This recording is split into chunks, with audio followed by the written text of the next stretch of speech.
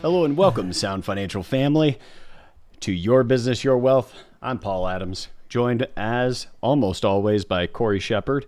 Despite a fun beach weekend last week for you and the family, and I was left to my own devices, and the Sound Financial family trusted me pretty well with that. But today, I'm kind of looking forward to Corey because we get to have a fun conversation, actually going over some stuff that Dimensional Fund recently went over. So any of you out there, if you haven't subscribed to the Dimensional Funds channel, I'd highly recommend it. They don't release that much content, but it's good when it is. And this is actually some screen grabs, basically, we got from that talk that we're going to share with you guys today. So and there's a lot going on out in the world, a lot in the media. And I just like that we can deliver some grounded, researched commentary just on what's going on. That's not just fear-based or reactionary. So that's why we do this from time to time, to respond directly to things going on out in the world, to give you a little insulation against the craziness. Installation or insulation, any of the above, we're happy to give you. I think you said insulation, but it sounded like installation. We're going to change the installation of your headphones. There, that's probably what we ought to do. There's something to that. So we have to give some homage to Dimensional Fund's compliance disclosure. So there you go. These materials are not legal in Canada, I think. Our French clients, yeah. There you go. So here we are. We're partway through the year. As of the end of June, these are the numbers. Down 20% in the S&P 500, down 10% in kind of midterm bonds, and 9.1% in inflation. That's up. So we can kind of see. That's called up. Yeah, that's up. That's not a negative number. Yeah. And those things together can really make us feel terrible. Like if you think about inflation in and of itself, plus 20% downturn, it's like you've lost almost 30% in the last year. Now, technically, the inflation number is a one-year number from this time last year, the 12 months ending June 30th.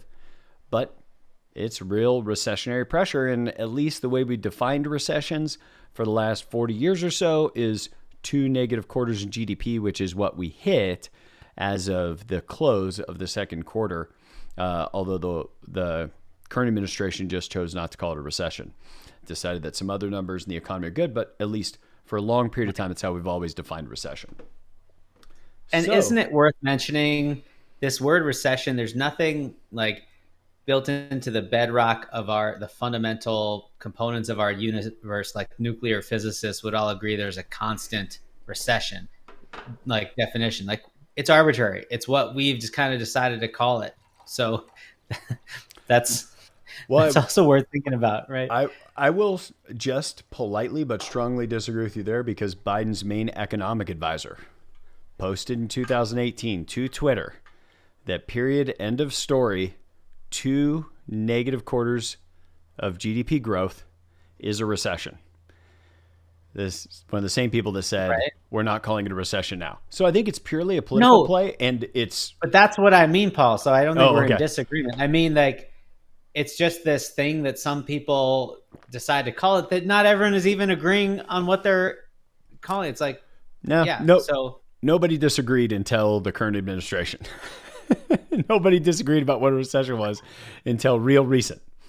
But that's a political thing. That's not for us with our money. Is we make the determination. It's yep, 2 negative quarters of GDP means a recession, at least the way we would have called the last 40 years would have started. And we had something similar in the early 1970s. In the early 1970s, the market was down over 20% just 6 months in, kind of like we are now. Right. And now recently, this is in the Wall Street Journal, July 2022, markets have had the worst first half a year in decades back to 1970.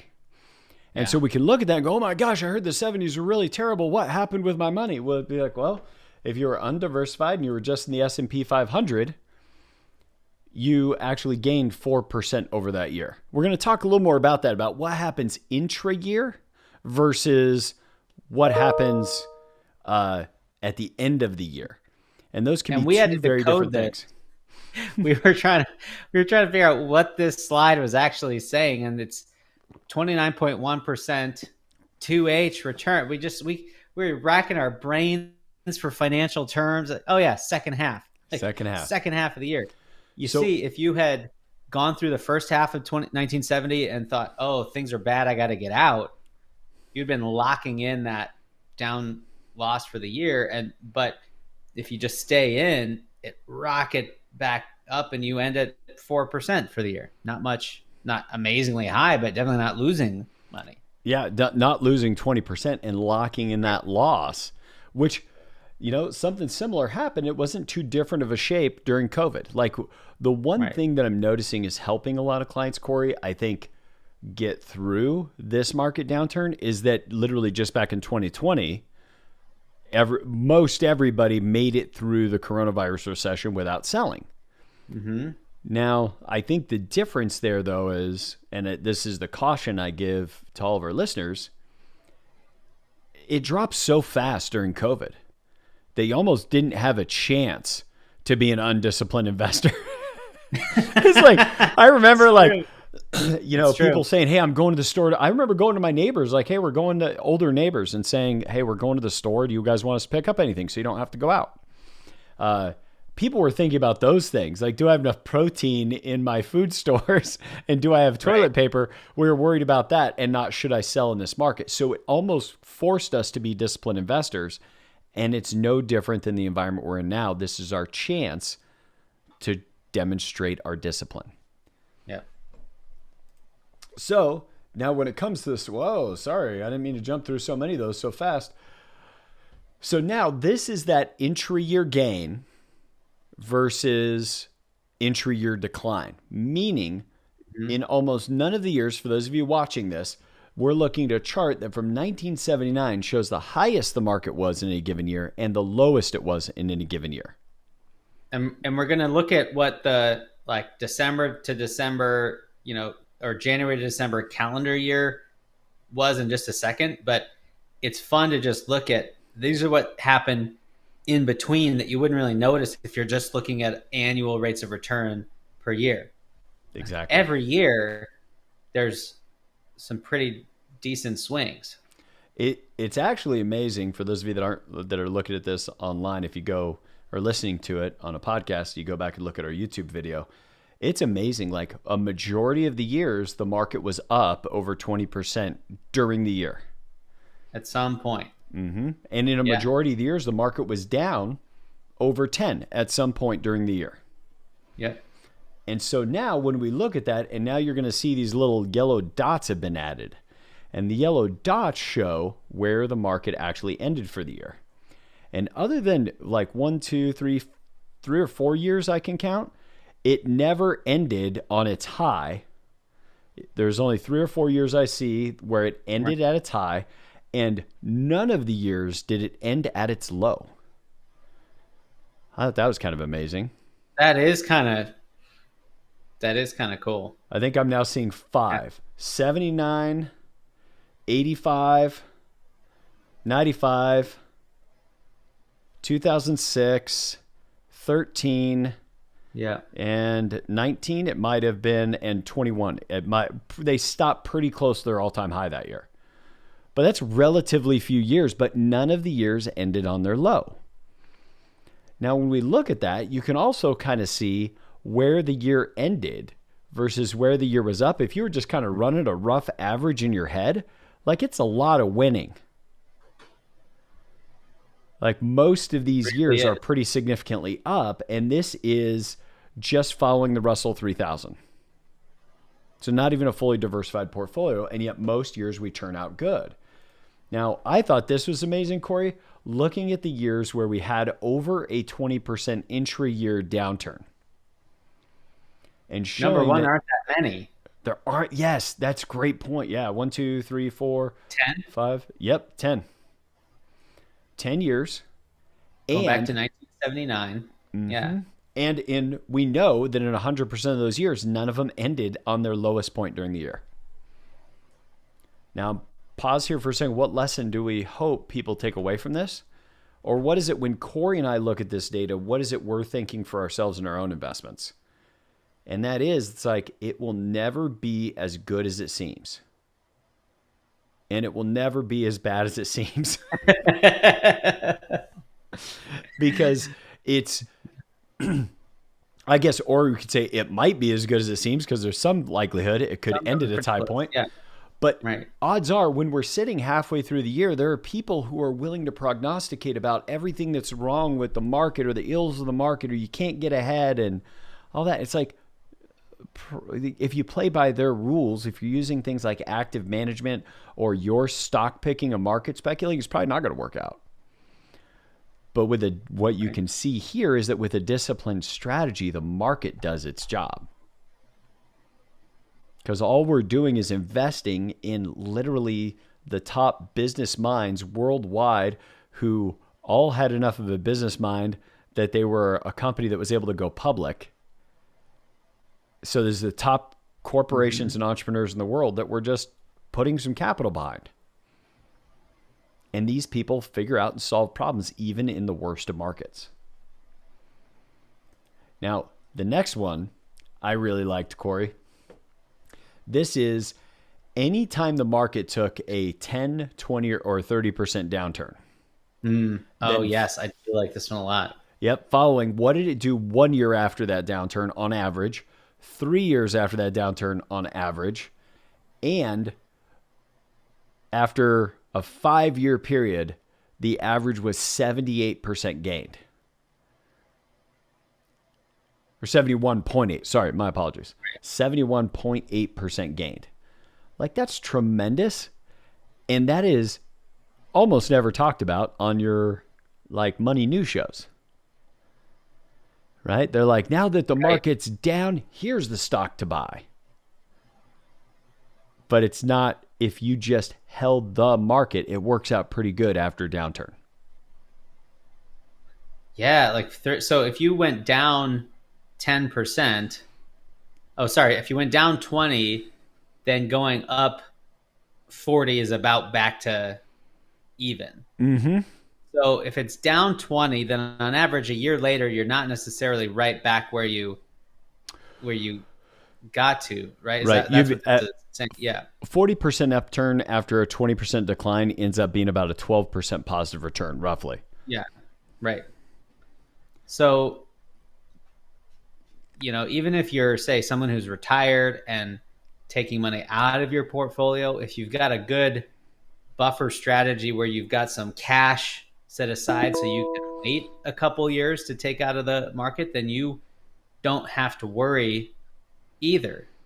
And that's a common misconception. So, if you're retired and you're taking money out, then this is really bad for you. Well, it is if you don't have a strategy for it, but you can build a strategy around these timelines to not have them as adversely impact you as folks would think. Exactly. And in fact, you remind me of one of our past episodes. I can't think of the number right now. Miranda, could you just shoot me a chat with what number our volatility buffer episode was? And then that way we can let people know about that so they can go back and listen to it, since we just kind of referenced that idea of a volatility strategy. And speaking of volatility is way up. We see the huge volatility in 08, 09, huge volatility in 2020 during COVID, but the average volatility right now is higher than it's been, say, in the 5 years prior to COVID. Now, that is normal. Yeah. But volatile markets have something unique. You guys have heard me say this time and time again. Volatile markets will separate the disciplined investor from the undisciplined investor. And those volatile markets will transfer wealth from the undisciplined investor to the disciplined investor. So as this volatility is going on, that's actually more of a reason for us to be rewarded well as investors, because the more volatility we have to tolerate, the more the corporations have to pay us as a return, or we'll just put our money in CDs. People think that just putting money into the market is like kind of getting something for nothing, just getting something because their money's there. We're always earning it. Yes. And part of how we earn it as an investor is handling volatility So when the volatility goes up, our earning potential is going up in the future. That's Exactly. Great. And speaking of which, that volatility episode is Income Investing in Retirement. It's number 239. So if you guys want to find that in the podcast, you want to find it on our YouTube channel, you can grab it. Now, this is my new and most favorite chart, Corey. And we had a chance to look at it a little bit ago. This is, imagine if you had your money out. Like, we've shown these charts before where it's like, what if you missed the top 5 stock performers in any given year? This is covering, what if you just missed the best week from 1996 to 2021? Think about that for a second. It's like a 25-year period. What if you just missed the best week? You go from your 1 million growing to 10 million to your 1 million only growing to 8.6. Now, I put in those huge numbers because if I do it just on $1 invested, it doesn't sound quite as significant. But that literally, if you had your money out during that 25 period, during just the best 6 months, you just missed it. That's when you took your money out, which would probably be after some major volatility, probably after a downturn, and you pulled your money out during one of those 6-month upswings. You missed one in 25 years, and your total return drops from 9.8 to 7.9. Now, for anyone out there worried about working with an investment advisor because you're worried about the cost they are to you, if all they do is keep you invested over 25 years, they might be worth 2% just on that before they give you a single tax strategy, a single efficiency strategy. And 2009, though, I mean, the November 28, 2008, great chance that a ton of people were out for that week because we saw the data. Money fled from the market. The outflows were huge. September 2009, still very good chance that you're out. And, June 2020, best 3 months right there. A lot of people were kind of forced to be disciplined investors, but there was a good reason for a lot of folks to feel like they should run. Yeah. It's like this pattern I see is the times that give people the most sense of panic are the ones to hold on to because those really good returns happen on the back end of those very, very often. We still have clients that thank us for reaching out to them when the market was way down in COVID. Mm-hmm. Like we'll just be in a random conversation with them, doing a portfolio review 6 months or a year later, and they'll go, "Man, I'm so glad I put that $100,000 in." When I did. I remember that day, Paul, when we're all home, no one's going anywhere anyway, and we were like, let's just start calling everybody and letting them know that we're not running for the hills and they shouldn't either. And during one of the worst market performances and just the worst times in our country's history, I had a day of some of the best conversations with people. That was actually a really special day. Yeah. Yep. Well, and now let's just look generally at what's kind of gone on with bonds because people feel like, well, if I invest in bonds, I'm just not losing any money. It's like, though, there are negative returns still in fixed income. Now, right, bonds are safer than stocks, relatively safer. To say safe wouldn't be the right term, not in the same way that your savings account is safe. And And for those of you invested with us, we keep our bonds relatively short term. This is the Bloomberg U.S. Aggregate Bond Index. That's going to include short-term, mid-term, and long-term bonds. Mm-hmm. But still, 23% of the time, when measured quarterly, returns were negative. But if you measured it quarterly on equities, it's 27% of the times are negative. It's just not always the same times. Right. That's why they're considered non-correlated assets. They can interact with each other and mitigate the downside of one another. Now, I think something like 9% of the time, going back to the Great Depression, bonds and stocks have been down at the same time. So it can happen, but just not a lot. But quarterly, I mean, if you look at your portfolio once every 3 months or so, about 25% of the time, you're seeing one or both of them down. Mm-hmm. Your stocks and your bonds. Yep. And then, but now this is kind of funny. If we just took stocks and instead of assessing it quarterly, if we only looked at it annually, all the way back to 1976, we would have only had 1, 2, Three, Eight. 4, 5, 6, 7, 8. 7, 8 bad years, if you will. Versus 23 times if we looked quarterly. Right. It just So gets the more often you look at your portfolio, the better chance of seeing bad news. The less often you look, the better chance you only see good news. This is why I recommend every client look just once every decade at their portfolio. No, I'm just kidding. Just kidding. Well, but to your point, we do tell people you should look at the downturns when they happen. And you guys have heard this a ton of times if you're listening to the podcast on the regular, is that each time the market goes down, that's why we need to rebalance, add more money if we can, look it dead in the eye, the downturn, because that's what's going to give us courage for the next downturn. Because if you weather this downturn properly and you keep saving some amount of money toward your financial independence goals, you're going to just have more money, and I guarantee it will be scarier the next time we hit one of these. The people that put their head in the sand and just fortunately don't sell simply because their head was buried in the sand, they're not doing themselves any favors. They build no courage. They build no strength.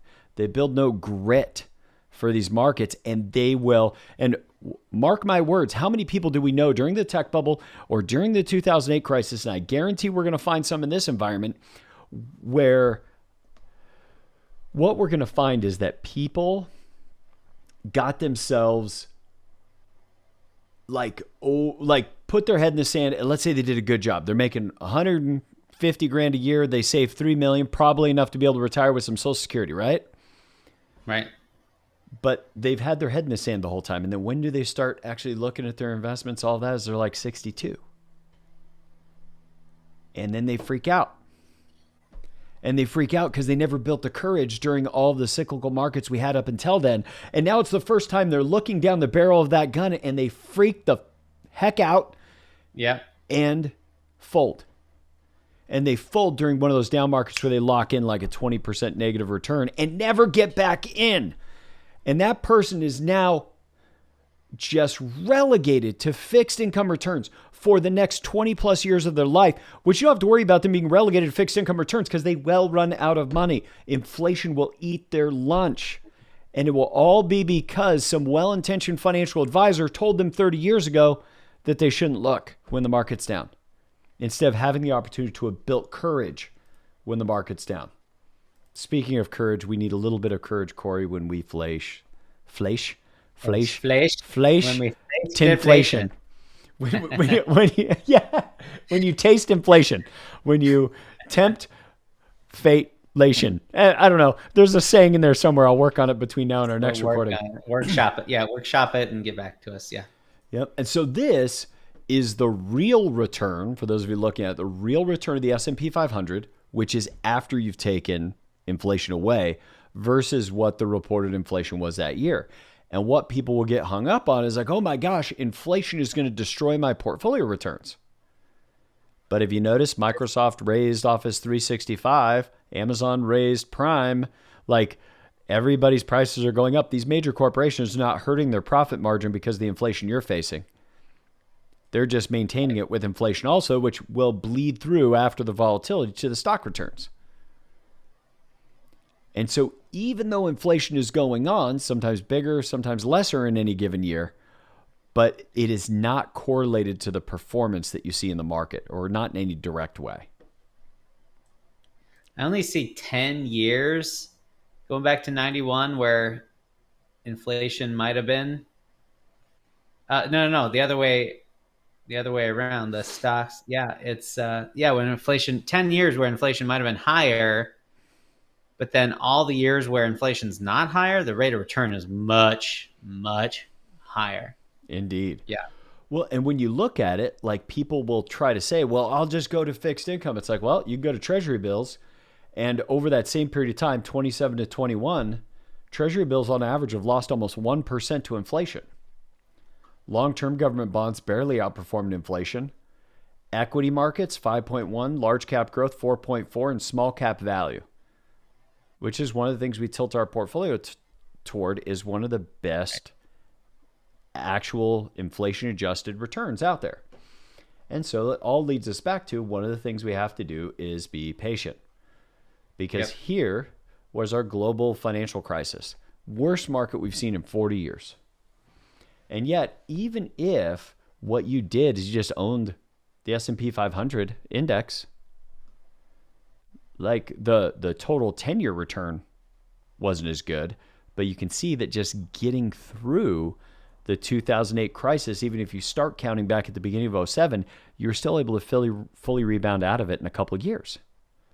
That's without rebalancing, that's without diversification, et cetera. Like, these markets can be scary. I highly recommend to anybody who wanted to take a look at it is the book Simple Wealth, Inevitable Wealth by Nick Murray. It's a little pricey online, but it's well worth it. We've never had a client read it that didn't totally change the way they look at long-term investing. This is our global pandemic, the one that we talked about earlier that like most everybody got through because it was this all happened from the end of February. Like in less than a month, the market dropped that much. This looks so much scarier than 2007, 8, 9. Well, at least that graph. No, you're right, because that started in September. The real dip started September of 2008 and didn't finish till March of 2009. This was all done in a month. Yeah. And so while it is scary that we have all that recession, that it is scary that the market's gone down, and I'm just going to show Dimensional Funds disclosures to respect our relationship with them, that those things are scary in the moment. But what's more scary than any downturn, the scariest thing about any of these potential downturns is the risk that our clients, that any of our listeners would lose money because what you did was pulled away from the strategy that was working. Like when you have an academically allocated, globally diversified portfolio and that portfolio is down, people relate to it like that's not working. That is actually working. It's supposed to go down. Right. And then it rebalances. Or we add money if we can, and then it goes back up. And that all works to our favor if we're using the strategy. But if what we try to do is layer on top of that strategy whatever people are saying out in the marketplace, whatever people are saying on CNBC or Fox News, and you try to layer that in, you will only confuse the strategy. So that's why we want to do episodes like this one. It's why we want to pour into the Sound Financial family any of this academic research we can get a hold of and at least present it in an entertaining way so that you don't fall victim to what can be hundreds of thousands, if not millions of dollars of lost wealth over a family's lifetime simply because they succumb to the pressure that the overall market was putting on them. Yeah, Corey? No? Succumb. Oh, thank you. You're working on my grammar. You're not disagreeing with me in concept. Good. So that's why, the folks who only listen don't get to see the amazing narrative that goes on in my face as we have some of these conversations. I highly encourage you to check out a video. There's like 3 conversations going on at the same time. Well, and by the way, I am going to do my best in one of our future episodes to capture some image of the sparrow that lives in my beard. He is getting super comfortable now, and he's very cute. So I'll see if I can get him on the show. Well fed. Yeah. Well, with that, Sound Financial family, we're so glad you guys could be here. We hope that this was useful to you. And as always, we hope that this has been a contribution to you being able to design and build a good life.